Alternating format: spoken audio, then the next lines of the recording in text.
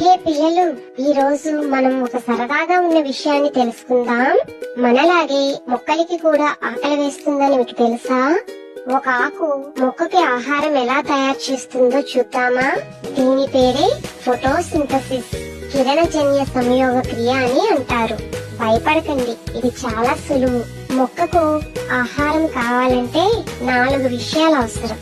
మొదటిది సన్లైట్, రెండవది వాటర్, మూడవది గాలిలో మనం వదిలే కార్బన్ డైఆక్సైడ్, నాలుగవది ఆకులో ఉండే పచ్చని రంగు క్లోరోఫిల్. ఈ 4 కలిసి ఆకులో పెద్ద వంటగదిని నిర్మించుకుంటాయి.